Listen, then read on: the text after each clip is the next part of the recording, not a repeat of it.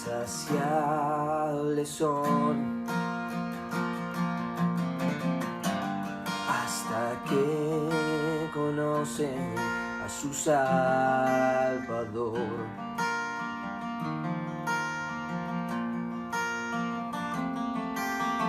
Tal y como somos nos amó. Hoy nos acercamos sin temor. Él es el agua que al beber nunca más tendremos sed. Jesucristo basta, Jesucristo basta. Mi castigo recibió y su herencia me entregó. Jesucristo basta, Jesucristo basta.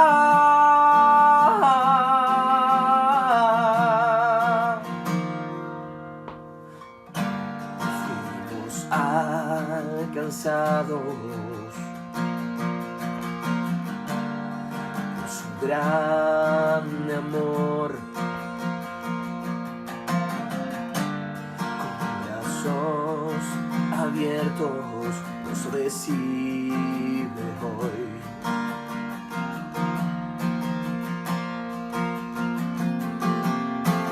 Tal y como somos nos amó. Hoy nos acercamos sin temor. Él es el agua que al beber nunca más tendremos sed. Jesucristo basta, Jesucristo basta. Mi castigo recibió y su herencia me entregó. Jesucristo basta, Jesucristo basta. Jesucristo basta.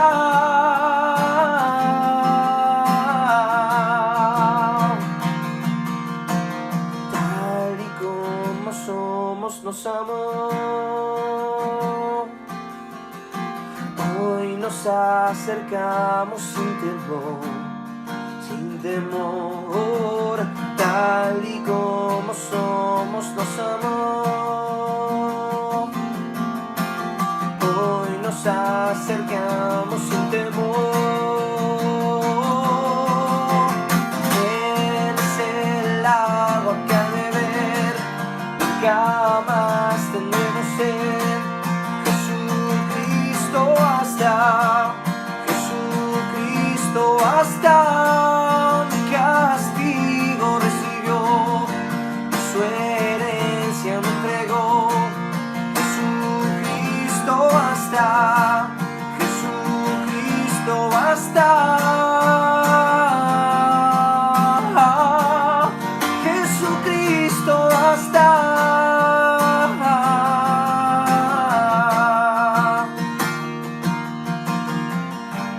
Ahora hay un futuro y esperanza fiel. En su amor confiamos, hay descanso en él.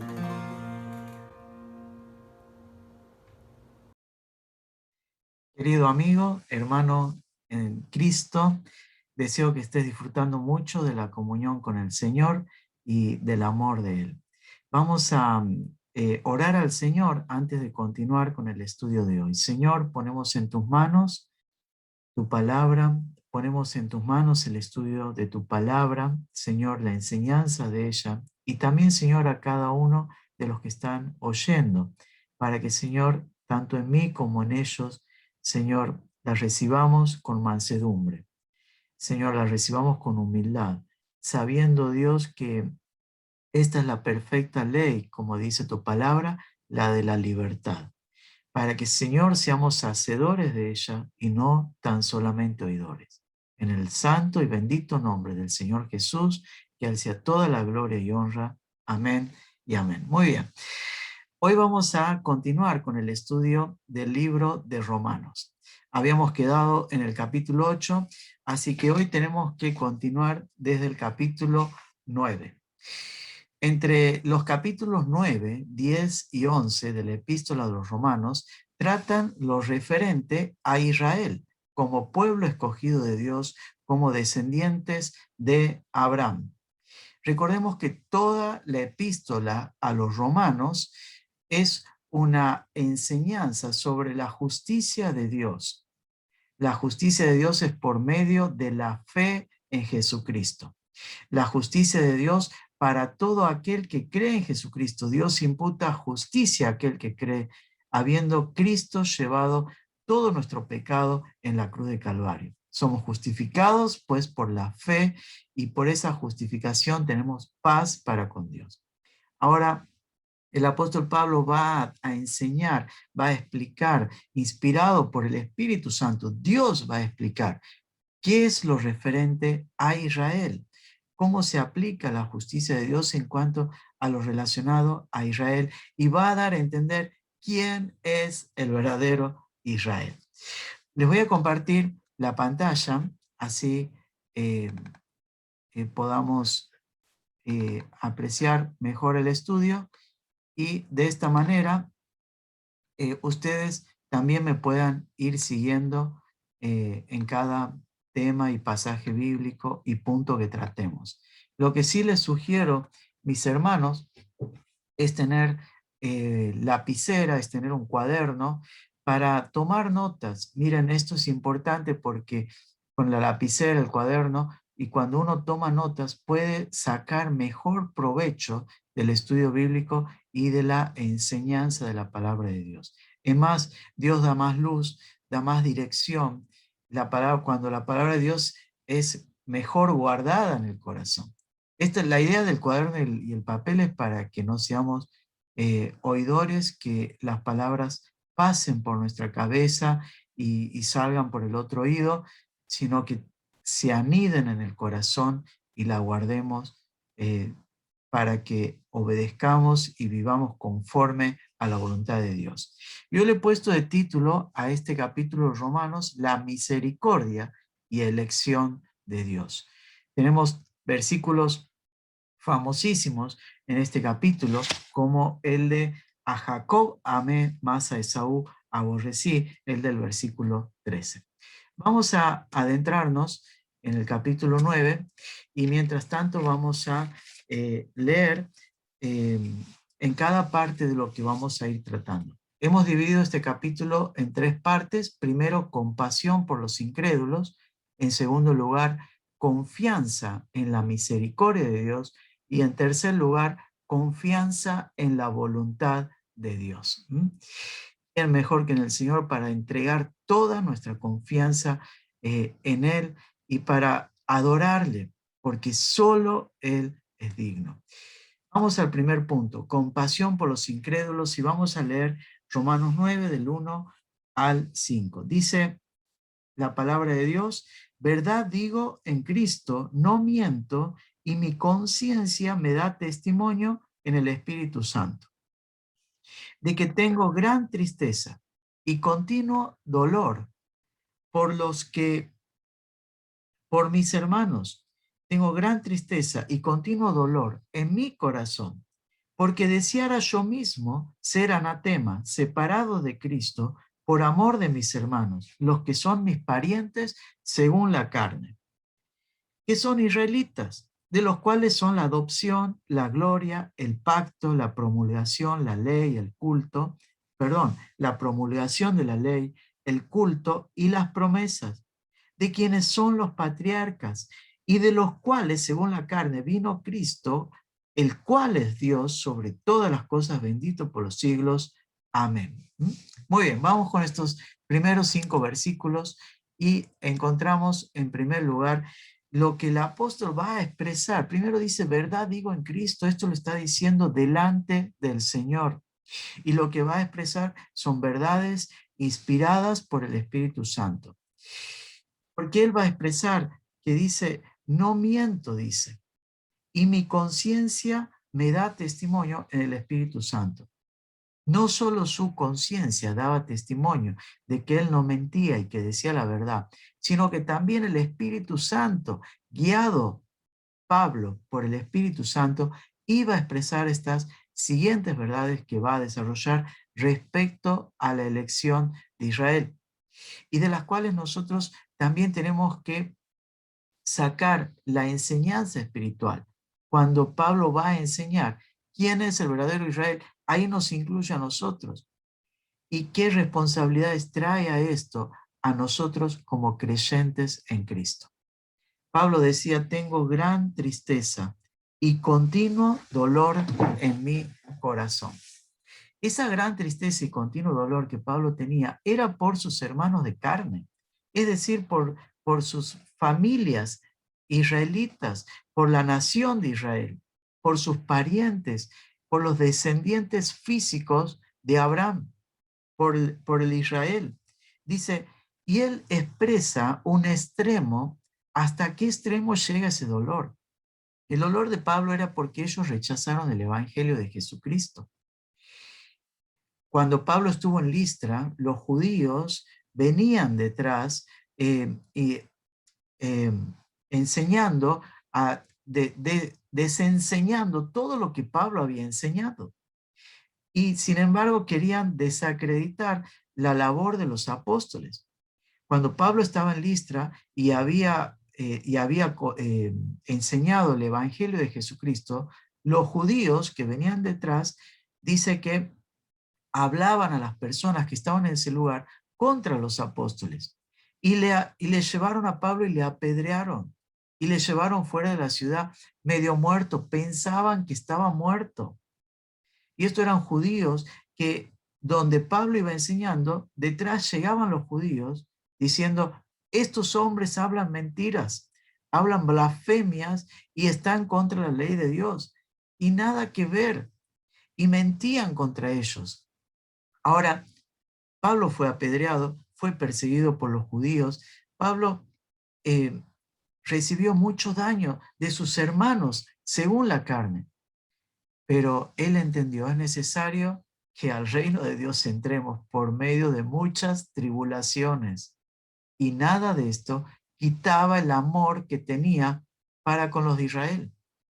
Él fue llamado un apóstol a los gentiles.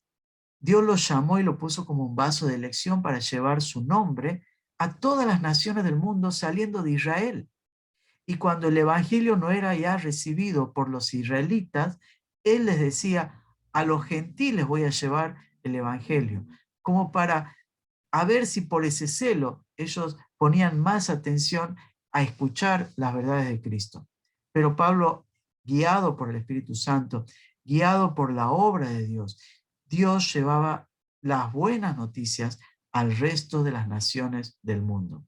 Sin embargo, él tenía un profundo dolor, una gran tristeza por los de su nación. El extremo de esta tristeza, ¿cuál era? Era que si era posible que la salvación fuera poniéndose él como un sustituto, poniéndose él como alguien que fuera considerado maldito o separado de Cristo. Miren hasta el extremo que llega Pablo, demostrando el verdadero amor y genuino amor que tenía por los creyentes, que tenía por los judíos no creyentes, por los israelitas no creyentes, los de su carne y nación. Claro que esto no era posible, porque la salvación es únicamente por la justificación, por la fe en Cristo. Por más que Pablo diera su vida y fuera considerado maldito, separado de Cristo, los israelitas, si no creen en Cristo, habrían de estar también perdidos eternamente. Pablo demuestra este amor. Ahora, ¿esto cómo me enseña mi vida a tener una verdadera compasión por los perdidos? Empezando por los de dentro de mi casa, por los incrédulos, por los no creyentes.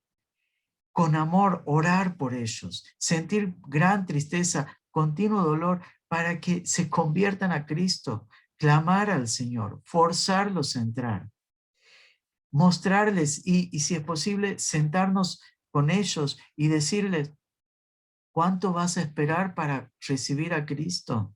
¿Hasta cuándo vas a seguir tu propia vida y no te vas a arrepentir de tus pecados? Entendé que el juicio de Dios está sobre todo aquel que no cree en Cristo Jesús. Entendé que el juicio de Dios va a venir y es real. La eterna condenación para todo aquel que no está en Cristo. El Señor Jesús vino al mundo para salvar a los pecadores. Y qué importante es enseñarle que un día, como todo hombre, va a estar expuesto delante de Dios y su vida va a ser juzgada. Si está Cristo en él, es salvo. Si Cristo no está en él, está perdido eternamente. Bueno, de alguna manera, no solo a nuestros parientes, a los que nos rodean, tener amor verdadero. Si es posible, si hay que hacer una lista, hacerla, orar por ellos y clamar al Señor por ellos y estar preparados para compartirles las buenas noticias de Jesucristo. En segundo lugar, Cristo es Dios. ¿Y por qué ponemos este punto? Pablo va a mencionar 8 bendiciones que Israel como nación elegida por Dios recibió en todo el transcurso de la historia. 8 bendiciones porque dice de los judíos, de los israelitas son, y empieza a mencionar, versículo 4, la adopción. Dios los consideró hijos de Dios cuando les decía a Faraón a través de Moisés, deja salir a mi hijo, mi primogénito. Los israelitas se consideraban a sí mismos hijos de Dios. Ahora dice, ellos son hijos de Dios en el sentido de que han sido elegidos como nación, pero no en el sentido espiritual como lo vamos a ver ahora en los próximos versículos. La adopción. Después dice la gloria, porque Dios se ha manifestado en gloria a la nación de Israel. Israel en el desierto vio la gloria de Dios en la nube, en la columna de fuego. Aún Moisés, que estuvo lo más cerca posible, no vio el rostro de Dios porque moriría, pero estuvo frente a la misma gloria de Dios. A ninguna otra nación Dios manifestó esto, sino solo a Israel. Después dice el pacto, los pactos que Dios hizo con Israel, con Abraham, con Jacob, con Isaac, con Noé, con el pacto que Dios hizo con David. Vemos los pactos en el transcurso de la historia, la promulgación de la ley. Dios dio su palabra, las escrituras al pueblo de Israel. Quienes la escribieron desde los comienzos. Después dice el culto, la adoración que Israel podía realizar al Dios único, vivo y verdadero, como ninguna otra nación. Dios los quería sacar de Egipto para que le adoraran. Después dice las promesas, promesas dadas a Abraham, promesas mesiánicas a través de los profetas, promesas escatológicas que todavía no se han cumplido, son para Israel. Después dice las promesas de quienes son los patriarcas. ¿Quiénes son los patriarcas? Vayan siguiéndome. El versículo 5. Los patriarcas, Abraham, Isaac, Jacob. También David es considerado un padre de Israel, de los cuales, dice después, según la carne, vino Cristo, el cual es Dios sobre todas las cosas, bendito por los siglos. Amén.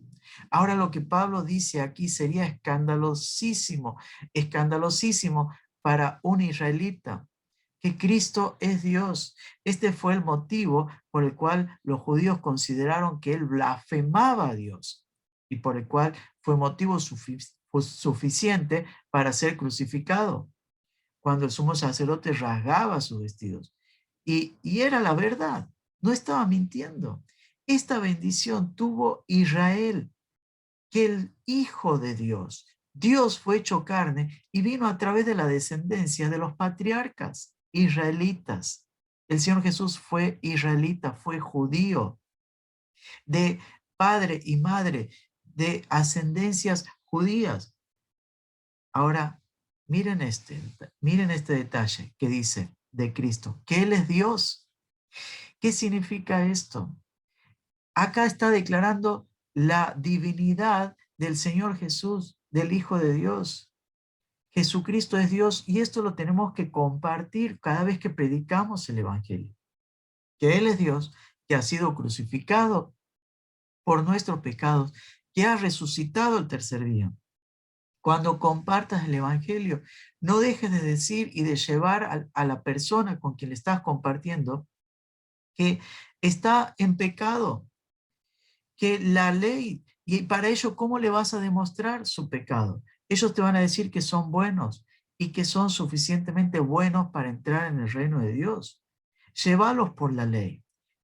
Dice la palabra que por la ley es el conocimiento del pecado.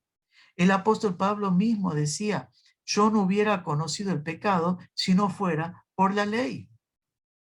La ley es nuestro ayo o nuestro maestro para llevarnos a Cristo. La ley nos deja en el punto de partida que es Cristo, pero por la ley es el conocimiento del pecado. Andá por los 10 mandamientos. Mencionarle aunque sea 3 mandamientos, 2 mandamientos, y vas a ver que se va a hallar en falta. Y exponerlo delante de Dios. Dios es santo y no va a dejar entrar ningún pecado delante de Él. Cuando estés delante de Dios, vos que querés decir ser bueno, mira estos 2 mandamientos que ya has infringido y no hemos visto los otros 8. ¿Cómo te vas a hallar delante de Dios? ¿Inocente o culpable? Y te va a responder culpable. ¿Y qué mereces? ¿El cielo o el infierno? El infierno. Cuando se da cuenta de su culpabilidad y de que sobre él pesa una condenación eterna, ahí le presentamos a Cristo, el Salvador, el Hijo de Dios. El Señor murió por tus pecados, cargó en la cruz toda tu iniquidad. Dios proveyó una salvación completa. Solo es necesario que creas en Él y tus pecados van a ser quitados. Él ya los llevó en la cruz. Solo es necesario que recibas el perdón de Dios. Importante es afianzar este amor por aquellos que no creen en Él. Vamos al segundo punto del estudio y es la confianza en la misericordia de Dios. Y leemos desde el versículo 6 al 18. No que la palabra de Dios haya fallado, porque no todos los que descienden de Israel son israelitas, ni por ser descendientes de Abraham son todos hijos, sino en Isaac te será llamada descendencia. Esto es, no los que son hijos según la carne son los hijos de Dios, sino los que son hijos según la promesa son contados como descendientes. Porque la palabra de la promesa es esta: por este tiempo vendré y Sara tendrá un hijo.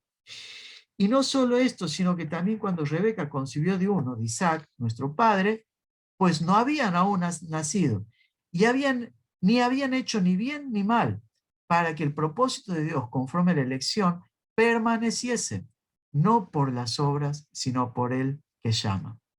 Se le dijo, el mayor servirá al menor. Como está escrito, a Jacob amé, más a Esaú aborrecí. ¿Qué pues diremos? ¿Que hay injusticia en Dios? En ninguna manera. Pues a Moisés dice, tendré misericordia del que yo tenga misericordia y me compadeceré del que yo me compadezca. Así que no depende del que quiere ni del que corre, sino de Dios que tiene misericordia. Porque la Escritura dice a Faraón, para esto mismo te he levantado para mostrar en ti mi poder y para que mi nombre sea anunciado por toda la tierra. Y dice el 18, de manera que de quien quiere tiene misericordia y al que quiere endurecer, endurece. Precioso versículo. Si leemos acá primero, vamos a ver acá en estos versículos la elección de Dios, una elección llena de la misericordia de Dios. Pablo va a decir, entonces, ¿ha fallado la palabra de Dios? Claro, si los israelitas tuvieron la adopción, tuvieron la promulgación de la ley, tuvieron la promesa, tuvieron los patriarcas, ¿por qué rechazan el evangelio? ¿Ha fallado acaso la palabra de Dios? ¿Por qué rechazaron al Señor Jesús? Recuerda Juan cuando dice, a los suyos vino y los suyos no le recibieron. Los propios judíos, los suyos. Y esto lo dice en San Juan capítulo 1. Y vemos que entonces ¿Ha fallado acaso la promesa de Dios? ¿Ha fallado acaso Dios no ha cumplido su palabra con respecto a Israel? Y Pablo va a dar, la palabra de Dios va a dar claridad. ¿Quién es el verdadero Israel? Los verdaderos israelitas son los hijos de la promesa. Y dice muy claramente, miren, versículo, versículo 6, porque no todos los que descienden de Israel son israelitas, en el sentido físico, en el sentido de la carne.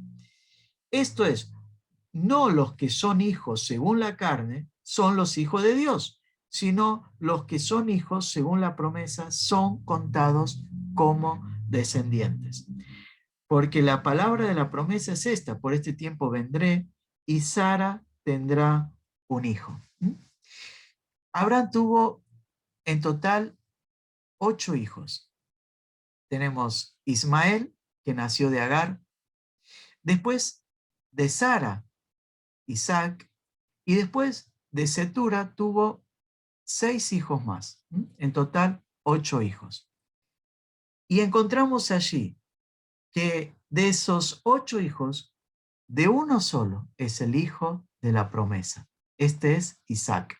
Por eso dice, en Isaac te será llamada descendencia. Ahora, cuando Abraham todavía no había nacido Isaac, Sara era estéril, encima que Sara no podía tener hijos, tenía 90 años aproximadamente, menos podía tener hijos, ya estaba fuera de la edad para concebir. Ahora, Abraham procuró los hijos con la ayuda de Sara, después a través de Agar, y ahí vemos las obras humanas, ahí vemos el esfuerzo humano. Pero Dios le dice, no, Abraham, la promesa que yo he dado a ti no va a ser a través de tu esfuerzo, no va a ser a través de tus obras, sino que va a ser por una obra de Dios, va a ser por mi voluntad, va a ser por mi obra. Por eso es que Isaac es el hijo de la promesa. Cuando Sara no podía tener hijos, milagrosamente Dios le hizo tener un hijo al que le llamó Risa, que significa, al que le llamó Isaac, que significa risa, porque le ha hecho reír en el tiempo de su vejez. Y en el sentido este, la palabra de Dios nos enseña que los que son de la fe de Abraham, estos son los hijos de Dios. Esto está en Gálatas capítulo 3. Esto es muy importante, mi querido hermano. Prestes atención y lo escribas y lo anotes. Gálatas capítulo 3, versículo 6, dice, así Abraham creyó a Dios y le fue contado por justicia. Abraham fue un creyente salvado no por sus obras, sino porque confió en Dios, en esa promesa de que Dios le daría una descendencia que sería como las estrellas del cielo y la arena del mar. Dice, sepan pues, por tanto, que los que son de la fe, estos son hijos de Abraham. Gálatas 3:7.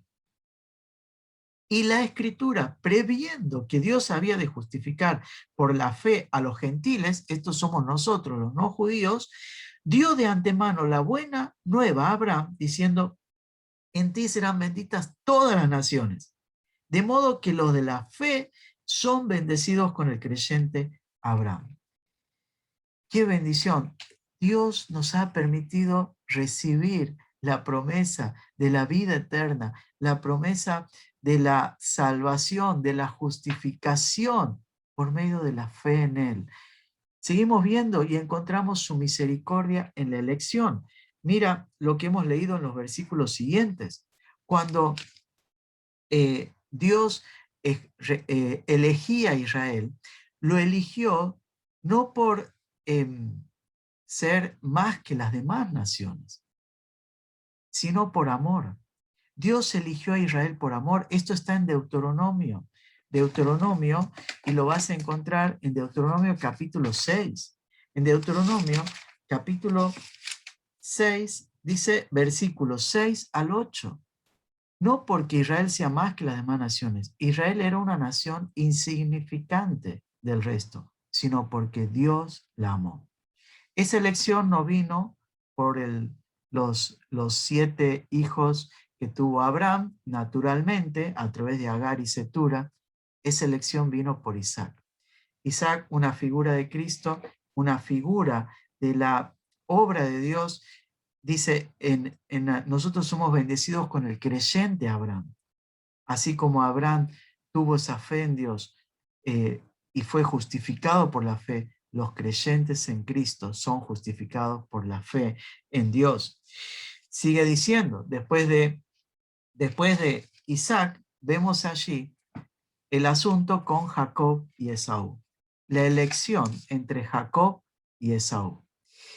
Y ambos padres, Rebeca e Isaac, cuando ellos tuvieron a sus mellizos, dice que todavía no habían nacido, ni habían hecho ni bien ni mal. Pero Dios ya había anticipado a Rebeca, el mayor servirá al menor. Esaú servirá a Jacob. Esaú salió primero, siendo gemelo, Esaú salió primero y luego salió Jacob. Aun cuando sus padres hacían preferencias por sus 2 hijos, la elección de Dios no depende del esfuerzo humano, sino por la voluntad y por la misericordia del que llama. La misericordia del que llama. Y dice, a Jacob amé, mas Esaú aborrecí. Llama la atención que en este texto diga, a Esaú aborrecí. En realidad, uno tiene que entender lo siguiente. No llamarnos la atención que Dios haya aborrecido a Esaú, sino que Dios haya amado a Jacob. Todos somos indignos del amor de Dios, porque estamos bajo pecado. La palabra de Dios enseña que todos estamos bajo pecado, pero no tenemos que ignorar que en esta elección de Dios está su omnisciencia. ¿Qué es la omnisciencia? La omnisciencia de Dios es su conocimiento total de todo. Dios es infinito en su conocimiento, como lo dice el Salmo 147. Es infinito, como lo dice también el Salmo 139. Él conoce todos los secretos de nuestro corazón y los conoce de antemano, los conoce desde antes de la fundación del mundo. Cuando leemos en los Romanos 8:29, a los que antes conoció, vemos la omnisciencia de Dios y ese es un conocimiento perfecto. Ahora, en esa elección que Dios hace está su conocimiento perfecto. Dios sabía cómo iba a responder Jacob. Dios sabía cómo iba a responder Esaú. Esaú fue fue un profano de Dios, un blasfemo de Dios. Rechazó la primogenitura, rechazó y vivió rebeldemente conforme a los deleites y placeres de su propio cuerpo. Pero Jacob, a pesar de sus torpezas, a pesar de sus rebeldías, a pesar de sus engaños, de sus tretas, y de sus intereses egoístas, tuvo temor de Dios y se arrepintió muchas veces de sus pecados y reconoció que Jehová es Dios. Y en esa elección eterna, la misericordia de Dios estuvo en la vida de Jacob. Dice el texto, ¿es Dios injusto? No, Dios no es injusto. Hace la pregunta con la respuesta implícita, un rotundo no. Dice el versículo 14, ¿qué pues diremos? ¿Que hay injusticia en Dios? Y ahí está la respuesta, en ninguna manera. Dios es un Dios justo y recto. En Él no hay caprichos en esta elección. Tampoco podemos apelar al fatalismo en esta elección. Miren, hermanos, he escuchado a personas que me han dicho de la siguiente manera, Dios no me ha elegido a mí. Por eso yo no soy un hijo de Dios. Pero ¿en qué cabeza concibe eso? Llegar a esa conclusión más que por un engaño propio del maligno, para que esta persona no confíe en la justicia de Cristo, no confíe en el amor de Dios, sino tal vez en una acción caprichosa de Dios, lo cual la palabra de Dios no enseña. Dios, dice la palabra, es grande en misericordia, lento para la ira. Por eso su elección está llena de la misericordia de Dios. Miren lo que dice el versículo 15. A Moisés dice, tendré misericordia del que yo tenga misericordia y me compadeceré del que yo me compadezca. No depende del que quiere, ni del que corre, sino de Dios que tiene misericordia. En esto, Pablo nos quiere hacer entender, el Espíritu Santo nos quiere hacer entender, que nuestra salvación es por una elección de misericordia de Dios, no por obras nuestras, no por esfuerzos humanos, sino llena de la soberanía de Dios en su elección. Dice, porque la Escritura dice a Faraón, para esto mismo te he levantado, para mostrar en ti mi poder y para que mi nombre sea anunciado por toda la tierra. Dice versículo 18, de manera que de quien quiere tiene misericordia y al que quiere endurecer, endurece. Miremos las vidas de Faraón, así como recién vimos la de Saúl, que era un profano, que era un blasfemo, que prefirió el deleite del plato de lentejas, del guiso rojo, más que la bendición de la primogenitura de Dios. En el caso de Faraón, vemos allí que dice la palabra, para esto mismo te he levantado. Dios en su soberanía puso a Faraón allí en Egipto, a quien levantó como rey de Egipto. Y quien fue aquel instrumento en el cual se mostró todo el poder de Dios. Por dos objetivos, vemos, para mostrar en ti mi poder. Cuando Faraón endurecía su corazón, lo endurecía él mismo, dice la palabra. En un principio endurecía él su corazón y Dios enviaba otra plaga y endurecía él su corazón. Y Dios enviaba otra plaga, endurecía él su corazón, Faraón mismo. Pero vemos que al transcurso de las siguientes plagas, cuando Dios va enviando, era Dios quien endurece el corazón de Faraón. Por eso dice, y del que quiera endurecer, endurece. Recuerdo el tío Mario que siempre daba esta explicación y decía de esta manera, así también como cuando decía, no es extraño que Dios haya aborrecido a Esaú, sino es extraño que Dios haya amado a Jacob. El tío Mario en Santiago del Estero, cuando nos enseñaba la palabra, decía en el caso de Faraón, Faraón cerraba la puerta contra Dios, endurecía su corazón y decía no a Dios y no dejaba salir a su pueblo. Y cuando veía el poder de Dios y veía la obra de Dios, Faraón cerraba su corazón contra Dios y cerraba su corazón contra Dios plaga tras plaga, hasta que fue Dios que selló el corazón de Faraón desde afuera, como que Dios también selló ese corazón por la rebeldía, por el orgullo, la arrogancia de Faraón. Pero vemos también, primero, una acción de Dios, de misericordia. Después vamos a ver la paciencia de Dios, pero vemos su misericordia. Así que, hermanos, en esto, ¿qué aprendemos? Que tenemos que tener una confianza mayor. Hemos recibido la misericordia de Dios y si somos hijos de Dios, ya hemos confiado en su misericordia.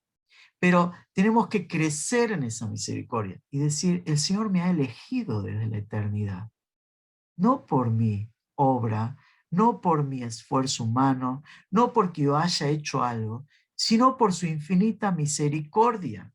Y Él me ha elegido desde la eternidad con un propósito para ser hecho conforme a la imagen de su Hijo. ¿Cuánto Dios le está costando conformarme a su Hijo? Esto lo decía creo que Spurgeon. ¿Cuánto le costará a Dios formarnos conforme a la imagen de su Hijo? Tan pecadores, tan viles, inmerecedores que somos delante del Señor, pero Él nos va formando, prueba tras prueba, por la obra de Dios, por su paciencia, por su misericordia. Ahora, ¿a qué me debe llevar esto? A una mayor sumisión, a un mayor cuidado de mi tiempo y de mi vida, que quitar toda arrogancia, quitar todo orgullo, toda rebeldía y rebelión contra el Señor, todo pecado, limpiarme. ¿Para qué? Para que el Señor siga formándome conforme a la imagen de su Hijo. Vamos al tercer punto, así ya vamos a ir terminando. Confianza en la voluntad de Dios. Ahí está mal, dice 2, pero es el punto número 3. Confianza en la voluntad de Dios. Y vamos a leer los siguientes versículos. Dice desde el versículo 20 al 21. O no tiene potestad, perdón, el 20 dice, mas antes, hombre, ¿quién eres? Perdón, desde el 19. Dice, pero me dirás, ¿por qué pues inculpa? Porque ¿quién ha resistido a su voluntad? ¿Qué está diciendo aquí? ¿Acaso Dios es culpable de que él pueda caprichosamente elegir y el hombre no tener resistencia a su voluntad? No, de ninguna manera. Hemos mencionado, en Dios no hay capricho. Él voluntariamente, según su amor, dice la palabra, su beneplácito, es decir, su benevolencia, nos ha amado. Nos ha amado desde la eternidad, con amor eterno te he amado. Dice el versículo 20, mas antes, oh hombre, ¿quién eres tú para que alterques con Dios? Dirá el vaso al que lo formó, el vaso de barro al que lo formó, ¿por qué me has hecho así? Y Pablo va a tomar la figura del alfarero, tan tomada en el Antiguo Testamento. ¿O no tiene potestad el alfarero sobre el barro para hacer de la misma masa un vaso para honra y otro para deshonra? Ahora, ¿cuántas personas hoy en el mundo culpan a Dios y altercan contra Dios? Y vemos una conducta rebelde, desobediente, una conducta que va contra la voluntad de Dios en todo lo que Él en todo el amor que Dios ha derramado. La culpa a Dios puede ser por grandes pérdidas que haya tenido en la vida, tal vez padres, hijos, esposa, pérdidas materiales, o tal vez culpan a Dios por las cuestiones que pasan en el mundo. Atribuyen a Dios la culpa de la pandemia, atribuyen a Dios las guerras del mundo, atribuyen a Dios todas las enfermedades, etc. Ahora, ¿quién eres tú para que alterques contra Dios? En primer lugar. Y el hombre rebelde se pone a la altura de Dios. En su rebelión en su orgullo, en su arrogancia. No está dispuesto con humildad de corazón.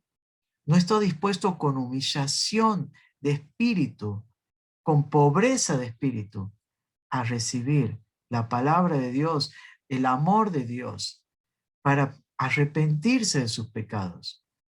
El que alterca contra Dios es una persona que está contra la voluntad de Dios y no puede decir así a Dios. Acá vemos la voluntad soberana. ¿Por qué me has hecho así? El vaso de barro no le puede decir al alfarero, ¿por qué me has hecho así? Ahora, encontramos que el alfarero va a hacer de la misma masa un vaso para honra y de la misma masa va a ser otro vaso para deshonra. El vaso de honra es aquella persona que con humildad de corazón, con pobreza de espíritu, como dice Mateo capítulo 5, bienaventurados los pobres en espíritu, porque de ellos es el reino de los cielos. Se han arrepentido delante del Redentor, delante del Señor, y han pedido perdón de sus pecados. Estos son vasos para honra. ¿Por qué para honra? Porque han sido vestidos de la justicia de Cristo, porque han reconocido que Jesús es el Hijo de Dios. Los vasos de deshonra es el rebelde, el incrédulo, el desobediente, el que pisotea la sangre de Cristo, el que está contra Dios y no reconoce a Dios en su vida. Seguimos viendo y dice el versículo 22, ¿y qué si Dios, queriendo mostrar su ira y hacer notorio su poder, soportó con mucha paciencia los vasos de ira preparados para destrucción? Mira, la voluntad paciente de Dios. Dios es paciente. Dios soportó con mucha paciencia, hemos visto a Faraón, soportó con mucha paciencia a Esaú. El Señor Jesús trató con mucha ternura a Judas Iscariote, el que le traicionó. Trató con mucha ternura y sin duda que procuró su salvación. Pero el Señor ya sabía de antemano que este era el hijo de perdición, que este era aquel que también había sido escogido como un instrumento para que el Señor fuera entregado en manos de pecadores.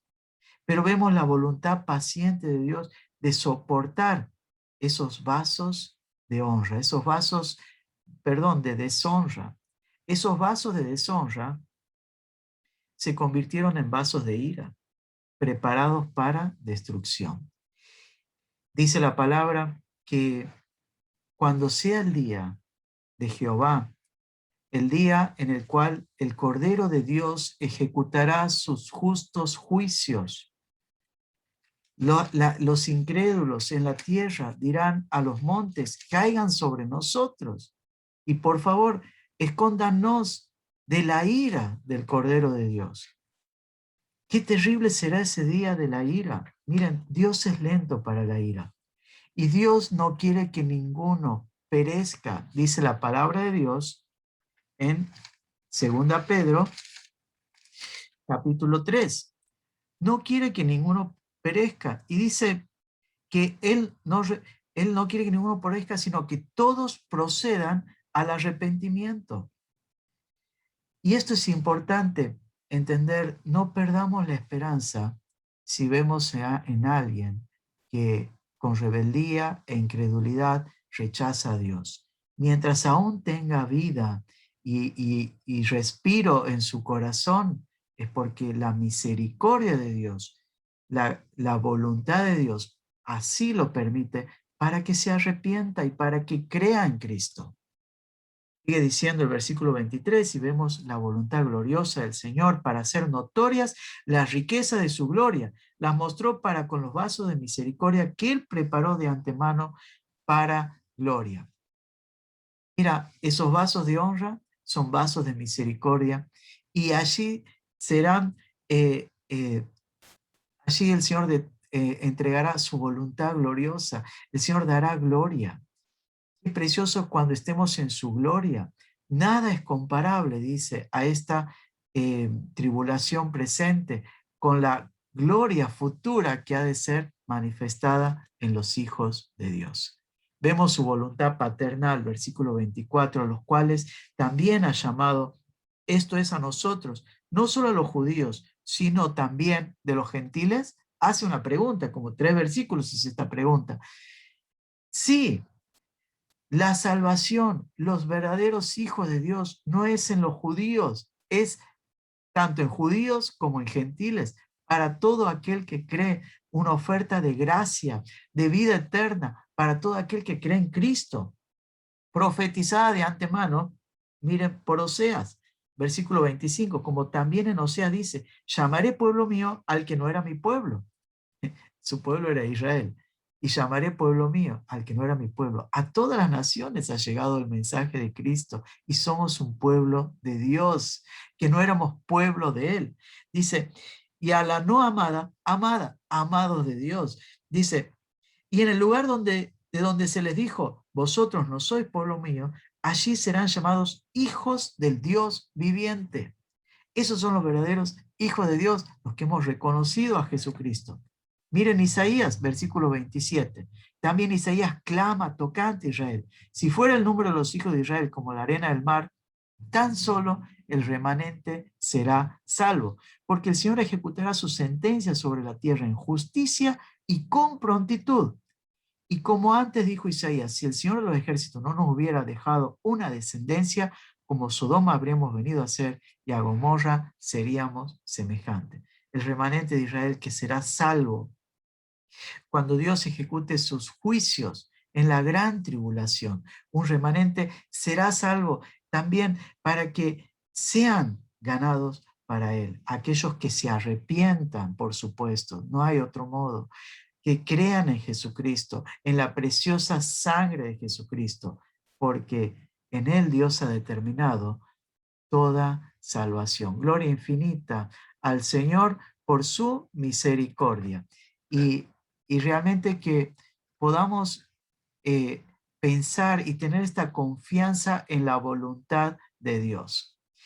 La voluntad de Dios en que Él me ha hecho, si he creído en Cristo, si me ha arrepentido de mis pecados, un vaso de honra, un vaso de misericordia para mostrar en el futuro su gloria y estar en su gloria, lo que será maravilloso.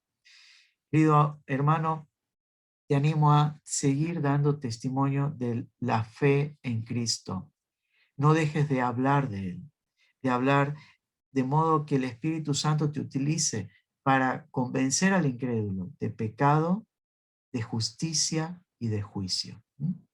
De pecado por cuanto no creen en Jesucristo, de justicia por cuanto el Señor Jesús ya fue a los cielos, resucitado y está a la diestra de Dios.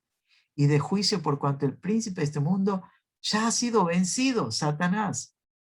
Querido hermano, da testimonio de la fe en Cristo por medio, comenzando por la ley, enseñando los mandamientos y llevando al incrédulo que delante de Dios está expuesto a culpabilidad eterna y que en Él, solo en Él puede tener vida eterna. Cuando se reconoce culpable, solo en Cristo puede recibir el perdón y la vida eterna. Querido hermano, adora al Señor, porque te eligió desde la eternidad, por su misericordia, no por nada nuestro, no por nada tuyo. Querido hermano, adora al Señor por su voluntad absoluta, perfecta, que ningún condicionamiento humano va a cambiar la voluntad de Dios. Él lo ha determinado y Él es glorioso. Que el Señor te bendiga mucho y si Él permite, nos estaremos viendo en la próxima reunión. Muchas gracias.